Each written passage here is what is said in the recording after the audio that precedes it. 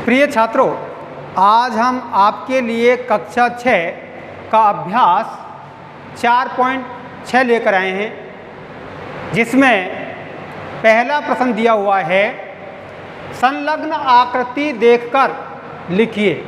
आपको यहाँ एक आकृति दी हुई है वृत्त की, और वृत्त के अंदर बिंदु भी अंकित हैं, जीवा, व्यास, त्रिज्यखंड, वृत्तखंड बनाए गए हैं। बहिर्भाग में भी बिंदु है। इनको देख करके आपको इन प्रश्नों के उत्तर देने हैं। तो आप जानते हैं कि ये एक वृत्त है। क्या है? वृत्त। वृत्त के जो मध्य भाग में होता है बिंदु, वृत्त का जो मध्य बिंदु होता है वो उसका केंद्र होता है। क्या होता है? वृत्त का केंद्र होता है। तो यहाँ आपसे कुछ प्रश्न आपसे पूछे गए हैं, इस चित्र को देख करके आपको उनके उत्तर देने हैं। वृत्त का केंद्र, इस वृत्त को ध्यान से देखिए, इसका केंद्र कौन सा होता है? केंद्र होता है जहाँ आप प्रकाल की नोक गाड़ते हैं और फिर वृत्त बनाते हैं, तो जो प्रकाल की नोक जहाँ रखी हुई है वो उसका केंद्र बिंदु होता है। तो यहाँ वृत्त बनाया है तो ये ओ केंद्र है। तो वृत्त का केंद्र बराबर ओ। वृत्त का केंद्र कौन सा है? ओ। 3 त्रिज्याएं, क्या पूछ रहा है? 3 त्रिज्याएं। त्रिज्या होती है केंद्र से परिधि की दूरी। क्या होती है? केंद्र से, ये केंद्र है ओ, तो केंद्र से परिधि ओ ए, ओ बी, ओ सी, इसमें 3 त्रिज्याएं हैं। तो 3 त्रिज्याएं ओ ए, ओ बी, ओ सी, ये वृत्त की 3 त्रिज्याएं हैं। वृत्त में अनंत त्रिज्याएं खींची जा सकती है। केवल आपसे 3 पूछिए, इसमें 3 दे रखी हैं, 1 देगा तो 1 पूछेगा, परंतु प्रश्न ये आ जाए कि वृत्त में कितनी त्रिज्याएं होती हैं, तो वृत्त में अनंत त्रिज्याएं होती है, अनगिनत त्रिज्याएं खींची जा सकती है। तो 3 त्रिज्याएं ओ ए, ओ बी और ओ सी, इसकी 3 त्रिज्याएं हैं। इसके बाद में पूछा है एक व्यास।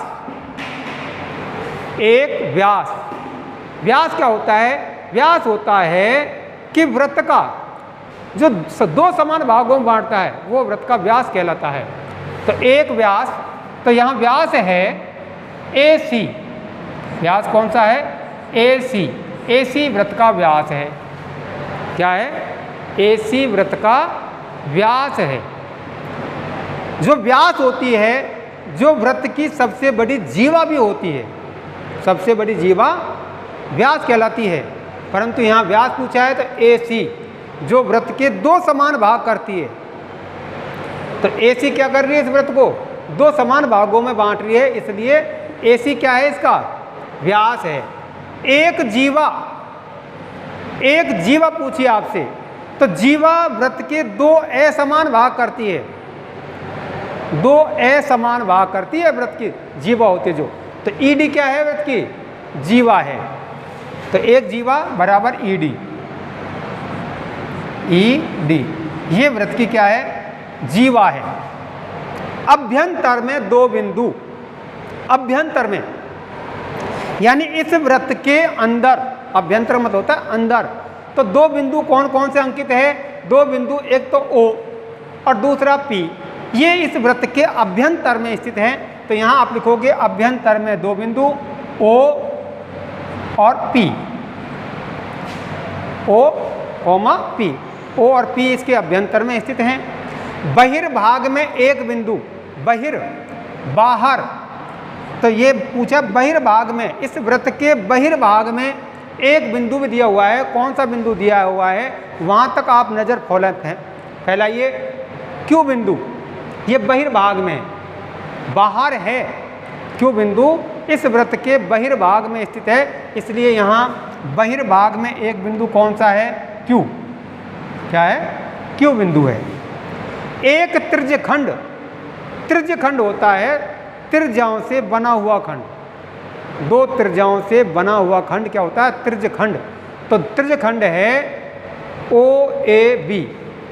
एक त्रिज्यखंड बराबर ओ ए बी, या आप इसको लिख सकते हो ए ओ बी, ए ओ बी, ए ओ बी छायांकित है, छायांकित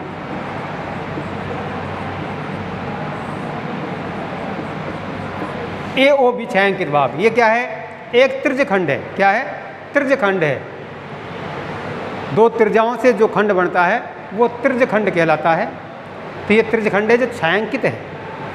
इसके बाद में पूछा है एक वृत्तखंड, एक वृत्तखंड।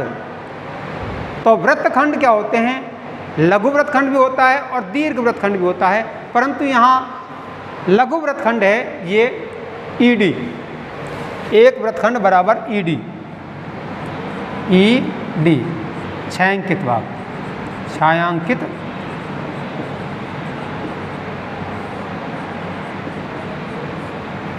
वृत्तखंड कौन सा है? ईडी है जो छायांकित है। इस प्रकार से आप इन प्रश्नों के उत्तर देंगे। इसके बाद में अगला प्रश्न आता है प्रश्न नंबर 2।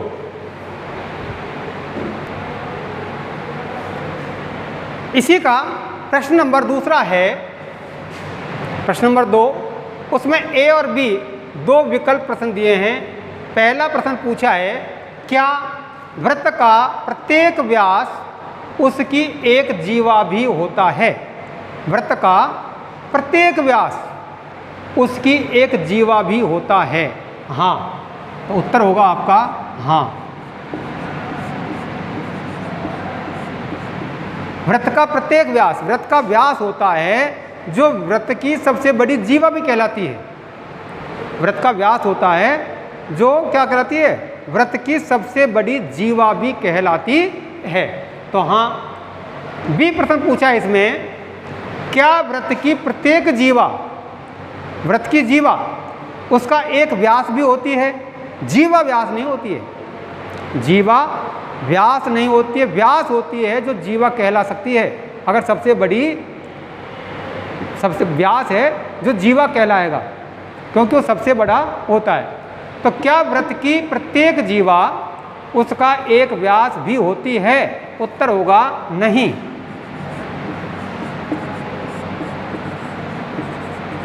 नहीं, क्योंकि जो जीवा होती है वो वृत्त को दो असमान भागों में बांटती है, और व्यास होता है जो वृत्त को दो समान भागों में बांटता है, और जीवा दो असमान भागों में बांटती है। ठीक है ना? तो इस प्रकार से आप क्या वृत्त का प्रत्येक व्यास उसकी एक जीवा होता है? हाँ। क्या वृत्त की प्रत्येक जीवा उसका एक व्यास भी होती है? नहीं, ये नहीं हो जाएगा। ठीक है। इसके बाद में देखिए प्रश्न नंबर 3। प्रश्न है प्रश्न नंबर 3, कोई एक वृत्त खींचिए। आपको एक वृत्त बनाना है और निम्न को अंकित कीजिए, और आपको यहाँ कुछ टॉपिक दिए हुए हैं उनको आपको अंकित करना है। तो कोई आप एक वृत्त खींचिए। आप अपनी प्रकाल में कितने भी नाप का चाप भरेंगे, त्रिज्या भरेंगे, और उसे इस प्रकार जमा करके और इस प्रकार से घुमाओगे।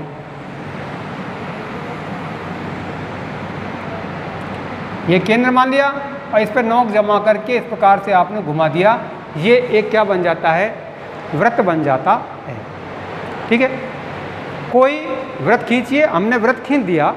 ये जो आप देख रहे हो ये इसकी परिधि है। क्या कहलाएगी? ये रेखा है, पूरे चारों तरफ धागा सा गोल बन रहा है, ये इसकी क्या है? परिधि है। जो बीचों बीच सेंटर में होता है वो उसका केंद्र होता है। ठीक है। तो यहाँ आपसे पूछा है उसका केंद्र। तो वृत्त का केंद्र कहाँ है? ओ, ये केंद्र है। केंद्र कौन सा है? ओ, उसका केंद्र ओ। एक वृत्तखंड, आपको एक वृत्तखंड बनाना है। तो वृत्तखंड होता है, ये वृत्तखंड है,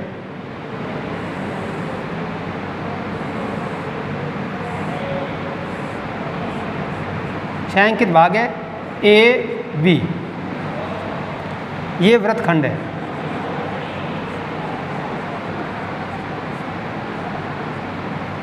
ठीक है। अच्छा, एक वृत्तखंड हो गया। एक त्रिज्या, आपको इसकी एक त्रिज्या खींचनी है, ये त्रिज्या है। केंद्र और परिधि की दूरी क्या कहलाती है? त्रिज्या कहलाती है, ये त्रिज्या है।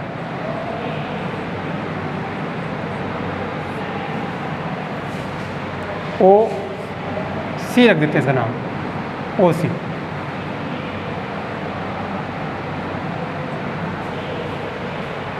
एक त्रिज्या, उसके अभ्यंतर में एक बिंदु, इसके अभ्यंतर में एक बिंदु अंकित कर दो आप कहीं भी, ये डी रख दो, इसका नाम क्या रखते हैं? डी। बिंदु क्या रख दिया? डी रख दिया। अभ्यंतर में, अंदर। एक व्यास, क्या खींचना है आपको? एक व्यास खींचना है। व्यास क्या होता है? जो केंद्र में होकर के गुजरती है, ये व्यास है। इसका नाम आप क्या रखोगे? ई एफ, ई एफ, ये व्यास है। क्या है ये? व्यास। ई एफ क्या है इसका? व्यास है, एक व्यास, ई एफ। उसके बहिर्भाग में एक बिंदु, इस वृत्त के बहिर्भाग में, बाहर कहीं भी, किसी भी दिशा में एक बिंदु, बहिर्भाग में बिंदु, यहां ले लीजिए, जी नाम रख दीजिए इसका। बहिर्भाग में जे बिंदु। एक त्रिज्यखंड, एक त्रिज्यखंड, तो एक त्रिज्यखंड, ये आपको त्रिज्यखंड बताता हूं मैं, ये त्रिज्यखंड लिख दें आप, दो त्रिज्याओं से घिरा हुआ।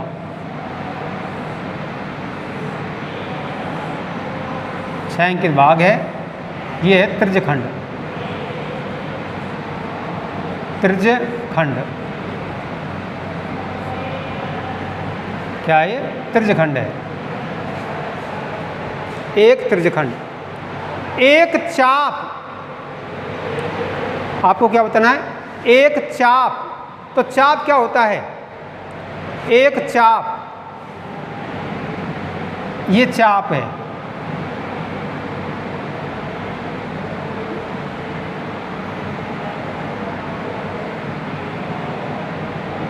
सी और एफ,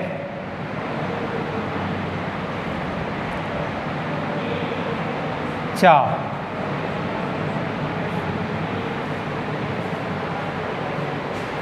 आपने इस प्रकार से आपको इसको अंकित करना है। वृत्तखंड ए बी हो गया, छायांकित भाग है। त्रिज्यखंड भी छायांकित भाग है। अब इसमें त्रिज्याएं तीन हैं, ई ओ, ओ सी, ओ एफ, ये त्रिज्या है। और देखिए ये केंद्र है, ये ए बी वृत्तखंड है। ठीक है। तो क्या है कि आपको ये अंकित करना है। इसके बाद में देखिए आप अगला प्रश्न। इसके बाद देखिए प्रश्न नंबर 4, सत्य या असत्य बताइए। यहाँ आपके लिए एक वाक्य दिया है, वृत्त के दो व्यास अवश्य ही प्रतिच्छेद करेंगे। हाँ, वृत्त के व्यास, देखिए ये वृत्त के व्यास है, ये वृत्त है। इसमें यदि हम दो व्यास खींचते हैं, एक और दूसरा, ये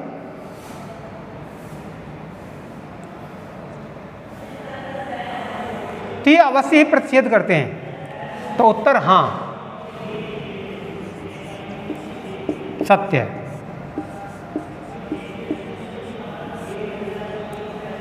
बी, इसका उत्तर देखिए, वृत्त का केंद्र सदैव उसके अभ्यंतर में स्थित होता है। जो वृत्त होता है, ये वृत्त है, इसका केंद्र हमेशा इसके अभ्यंतर में ही स्थित होगा, वृत्त के अंदर ही स्थित होगा। ये भी सत्य बात है। वृत्त का केंद्र सदैव उसके अभ्यंतर में स्थित होता है। हाँ, सत्य।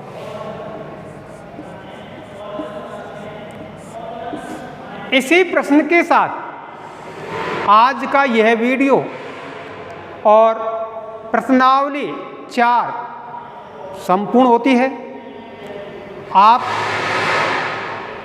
पुस्तक के अंतिम पृष्ठ पर जहाँ प्रश्नावली खत्म होती है तो हमने क्या चर्चा की, जहाँ प्रश्नावली खत्म होती है उसके बाद में आता है हमने क्या चर्चा की।